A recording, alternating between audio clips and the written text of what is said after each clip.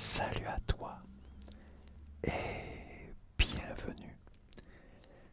J'espère que tu vas bien, que tu as passé une excellente journée. Moi, je vais très bien et j'ai passé une bonne journée dans l'ensemble. Aujourd'hui, notre cher rendez-vous du quiz. On continue encore avec les Gaulois. Il y a toujours plein de choses à apprendre. Alors peut-être certaines questions se répéteront, tournées peut-être d'une autre manière. Mais bon, c'est pas grave. Du moment qu'on passe un bon moment ensemble et que ça te détend ou te relaxe ou ça t'aide à t'endormir, c'est le principal. Que tu passes un moment agréable. Allez, on va continuer. On va commencer avec ce nouveau quiz. Alors, ce nouveau quiz, je regarde en cas s'il y a un titre. Là, je ne l'ai pas. Je le dirai peut-être à la fin. Bon, question 1. Quelle bière gauloise était fabriquée avec de l'orge ou d'autres céréales? Réponse A. La racinette. Un cheveu qui dépassait. Réponse B. La cervoise. Réponse C. Le saké. C'est pour ça que je me suis bien rire quand j'ai commencé à voir la dernière.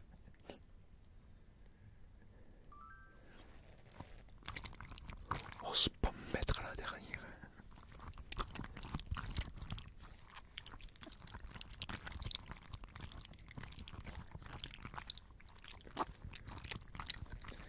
Celle-là, elle est facile.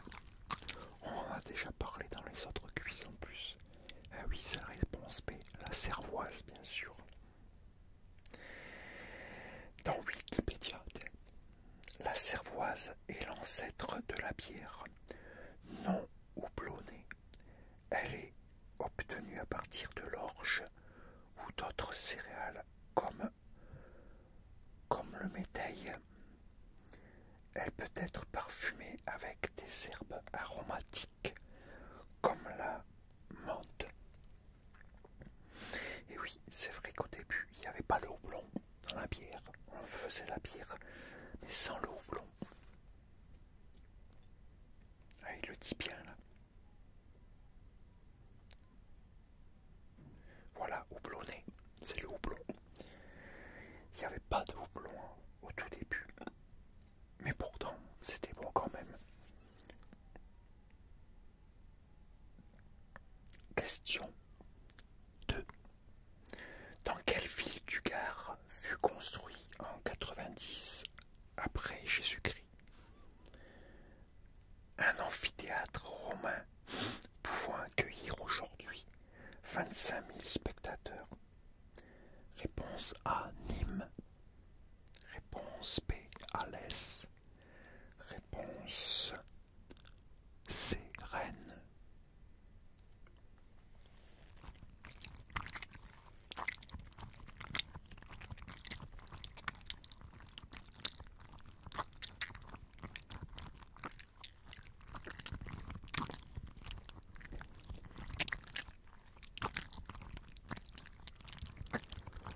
T'as remarqué que j'ai encore repris l'étoile?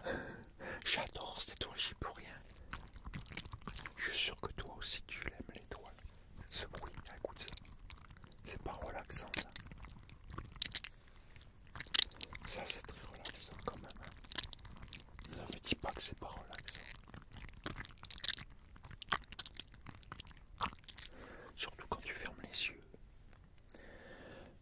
La bonne réponse était la réponse A, c'était à Nîmes.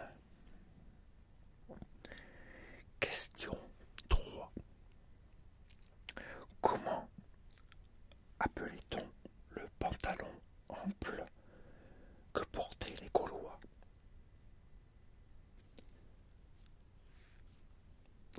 Réponse A, la doge.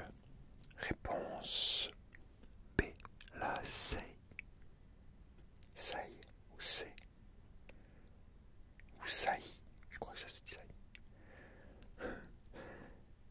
Réponse C, les brés.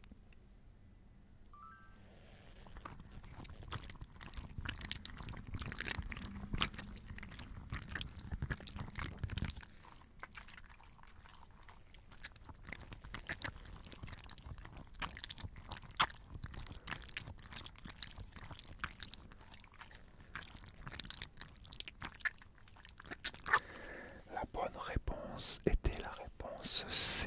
Et oui, c'était les brés. Wikipédia, les brés, toujours au pluriel, sont un vêtement en forme de pantalon, ajusté ou flottant, qui était porté par plusieurs peuples de l'Antiquité, en particulier les Gaulois, ainsi qu'au Moyen Âge. Question 4. De quel peuple gaulois Vercingétorix est-il le chef à partir de -52, c'est-à-dire 52 avant Jésus-Christ? Réponse A, les Helvètes. Réponse B, des Arvernes. Réponse C, des Santons.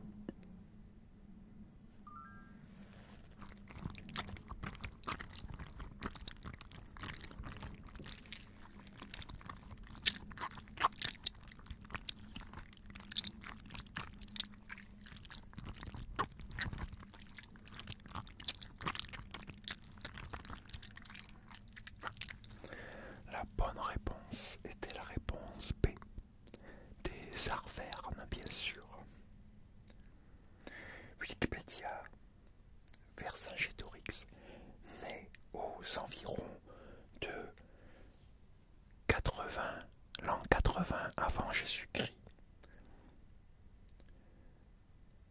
sur le territoire des Arvernes, actuel Auvergnotte, est mort à l'automne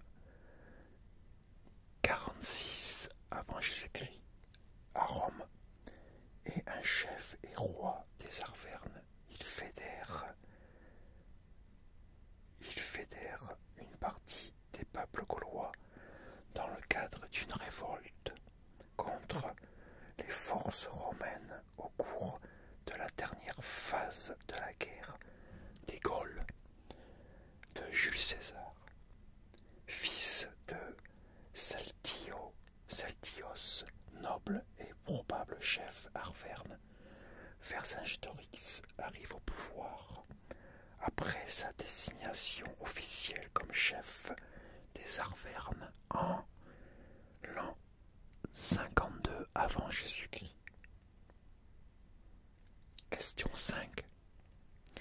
Quelle forêt qui s'étirait de la Loire à la Seine était le centre de la Gaule et le siège du culte druidique? Réponse A, la forêt de Fontainebleau. Réponse B, la forêt de Brocéliande. Réponse C, la forêt des Carnutes.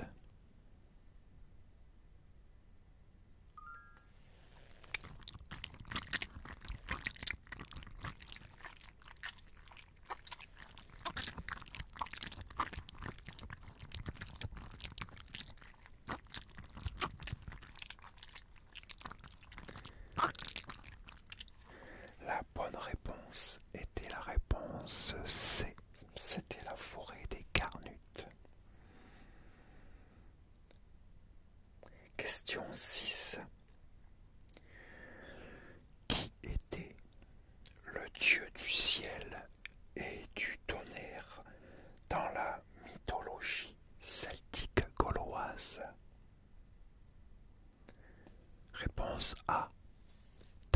Taranis. Réponse B.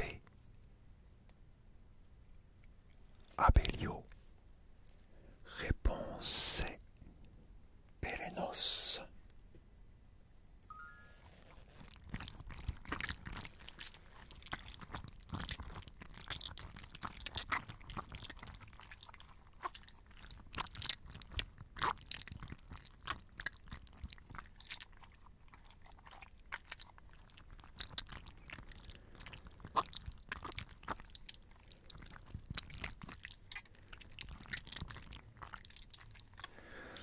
La bonne réponse était la réponse A, c'était Taranis. Voici comment chez les Gaulois on apaisait Taranis. Un certain nombre d'hommes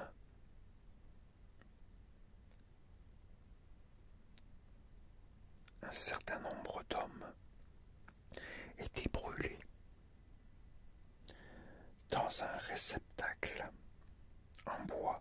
Les Gaulois identifiaient Taranis, habitué jadis à être apaisé par des têtes humaines, mais se contenant aujourd'hui de têtes de bétail, à Jupiter, le maître de la guerre et le plus éminent des dieux célestes. Question 7.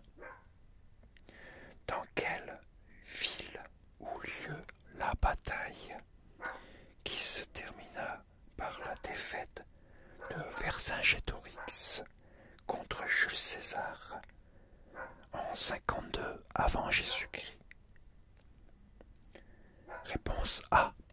Gergovie. Réponse B. Lutèce. Réponse C. Alésia.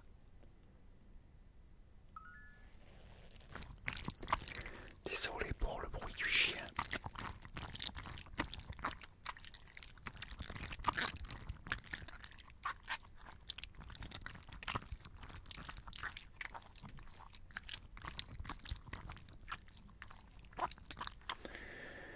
La bonne réponse était la réponse C.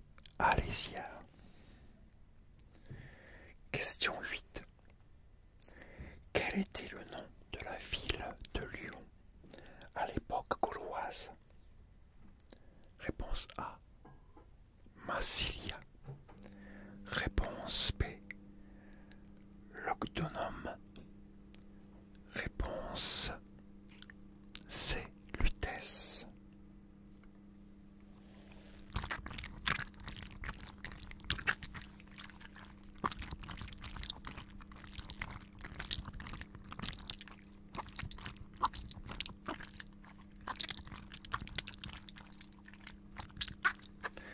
La bonne réponse était la réponse B. Lugdunum.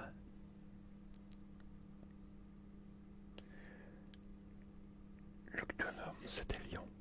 Lutèce, c'était Paris. Massilia, c'était Marseille. Question 9. Quel peuple germanique a vécu en Aquitaine vers 376? Réponse A. Les Visigoths. Réponse B. Les Huns. Réponse C. Les Carpians.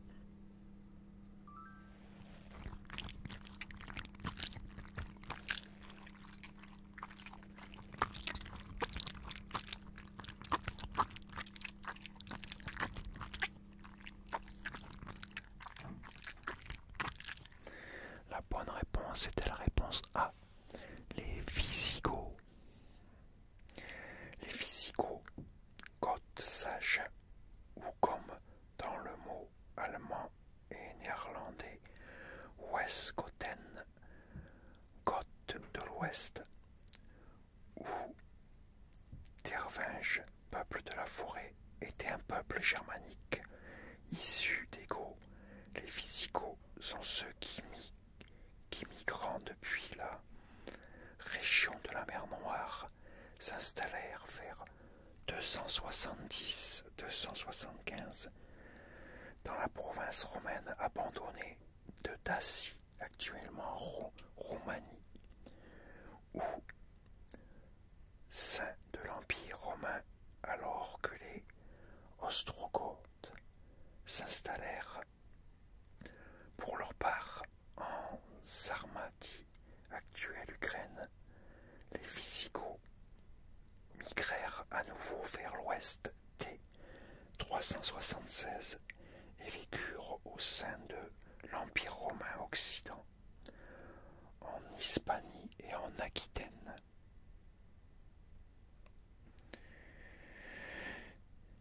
Question 10. Quel animal était l'emblème de la Gaule? Réponse A. Le cerf. Réponse B. Le sanglier. Réponse C. Le coq.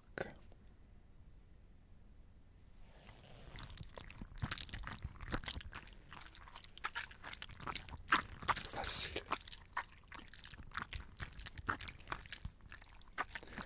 La bonne réponse était bien sûr, réponse C, le coq. Le coq apparaît dans l'Antiquité sur des monnaies gauloises et devient symbole de la Gaule et des Gaulois. À la suite d'un jeu de mots, le terme latin Gallus signifiait à la fois coq et gaulois. Et voilà, c'est terminé. Terminé pour ce quiz. J'espère que tu as aimé. Alors n'hésite pas. Alors là c'était sur nos ancêtres les Gaulois, c'était de culture générale. Voilà le quiz.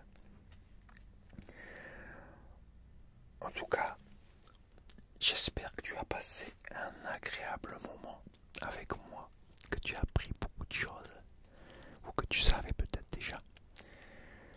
En tout cas, moi j'espère que ça t'a bien relaxé, bien détendu, que ça t'a peut-être même aidé à t'endormir. En tout cas, j'espère que ça t'a plu et que tu as passé un bon moment, c'est le principal. Et laisse-moi des commentaires, tu me dis ton score, dis-moi combien tu as fait. Et dis-moi ce que tu en as pensé bien sûr aussi.